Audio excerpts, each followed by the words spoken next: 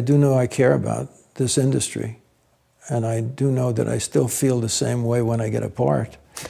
Sitting in front of the camera was Jon Voight, now 86 years old, looking calm but focused. Most people expected a regular interview, maybe a few stories from his long career, maybe some memories about the awards he had won or the movies he had starred in. But then he did something that shocked everyone. He took a deep breath, looked straight ahead with sharp eyes, and said something no one in Hollywood ever expected to hear. He didn't tell a long story or go off on a dramatic speech. He just said 6 names. That's all. 6 names of actors. 6 people he had never spoken about publicly. The air felt heavier. Everyone knew this wasn't just a personal comment. It was a deep grudge finally coming out after decades. The interview had started in a completely normal way. The host asked Jon about his career, his most famous roles, and how he felt looking back on everything he had achieved. Jon had played many important characters over the years and had worked with many talented people. The tone was light at first, filled with nostalgia and a little bit of humor. But everything changed when the host asked if he had any regrets, or anything he would have done differently. That's when Jon's face turned serious. He paused, as if remembering something painful. Then he smiled, but it wasn't a happy smile. It looked bitter. "There are 6 faces," he said slowly, "that kept me awake at night. 6 men who represent everything I hate about Hollywood." The room went silent. No one moved. The host didn't interrupt. Everyone could feel something big was coming, something that had been hidden for a long time. Jon Voight didn't give any explanations right away. After saying that sentence, he looked off to the side, almost like he was thinking about whether or not he should keep going. The camera kept rolling. The host waited patiently, giving him space. Finally, Jon turned back and said the 6 names clearly, one by one. These were names everyone in the film industry would recognize instantly. Legendary actors with huge reputations. The moment felt unreal. How could someone like Jon Voight, who had always kept a respectful image in public, suddenly reveal this kind of deep personal conflict? People in the studio were shocked. Some even looked nervous. But Jon wasn't angry. His voice was calm. This wasn't a dramatic explosion. It was more like someone finally letting go of something they had held inside for too long. He began to talk, not with hate, but with clear and painful honesty. He explained how each of those men had in some way hurt him during his career. It wasn't always something big or obvious.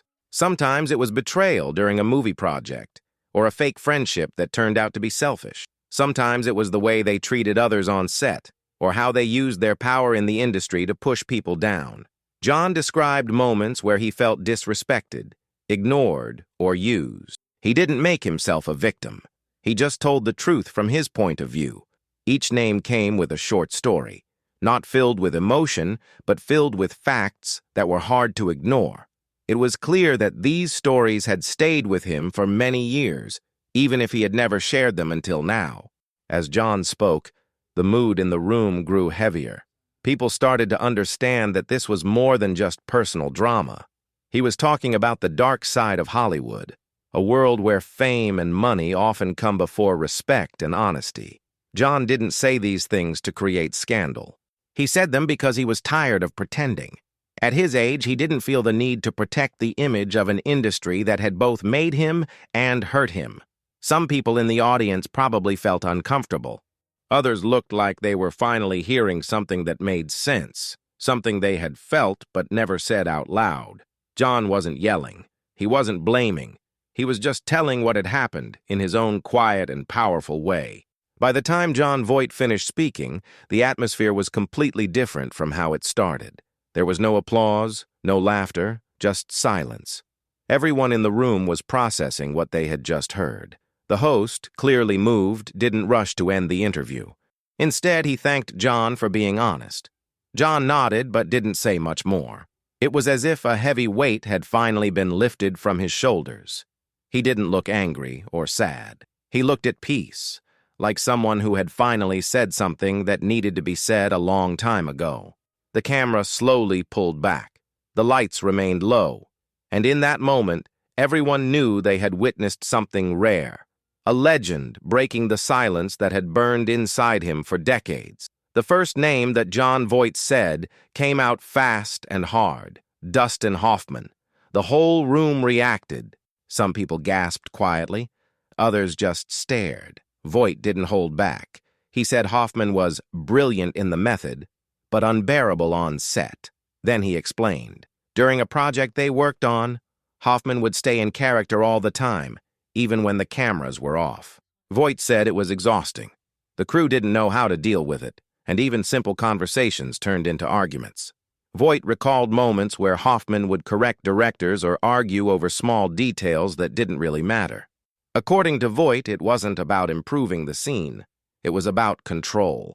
Voight said he admired Hoffman's talent, but the behavior on set made everything harder. People walked on eggshells around him. There was no teamwork. Voight said that instead of creating something special together, it felt like surviving a storm every day. Next came Al Pacino. Voight said Pacino was one of the most gifted actors of their generation, but his ego was impossible to ignore. He didn't even need to walk into the room, Voight said. His ego arrived 5 minutes before him. He told a story from a major event where both were honored. Voight said Pacino acted like he was the only person who mattered, interrupting speeches and making everything about himself. On set, Voight claimed, Pacino demanded special treatment and would delay filming if things weren't perfect for him. Voight admitted that Pacino could deliver amazing performances, but working with him was frustrating. The crew had to adjust everything to his moods and needs. Voight didn't say Pacino was a bad person, but he made it clear that the man's pride and need for attention created problems. Voight said he always respected Pacino's acting skills, but the arrogance was too much to handle. Then Voight moved on to Robert Duvall. This part of the interview felt heavier. Voight didn't yell or get angry. He just looked hurt. Duvall was cold, he said. Not rude, just distant. Like I didn't even exist. Voight explained how they worked together on a film years ago, and he tried to connect, to build some kind of friendship or even just professional respect. But Duvall didn't respond. He stayed quiet, avoided small talk, and made Voight feel like he was bothering him. Over time, that coldness turned into something deeper. Voight said he felt ignored and even judged. It wasn't one big incident, just years of feeling unwelcome. He admitted that it left a mark. Duvall never said anything directly offensive, but the lack of kindness was enough. Voight said he often wondered what he did wrong, but he never got an answer. That silent wall between them stayed up for decades, and it still bothered him. The fourth name was Sean Penn. This time, Voight's voice got a bit sharper. He called Penn a walking political storm. They didn't just disagree. They clashed hard, both on and off camera. Voight said working with Penn felt like walking into a battlefield. Every topic turned into a debate. Politics, scripts, even personal lives. Nothing was off limits. Voight said their fights weren't just about work. They were about ideas, beliefs, and values. One story stood out. During a shoot, Penn made a scene stop because he didn't like a single line of dialogue. He argued with the director for an hour. Voight tried to calm things down, but Penn turned on him too.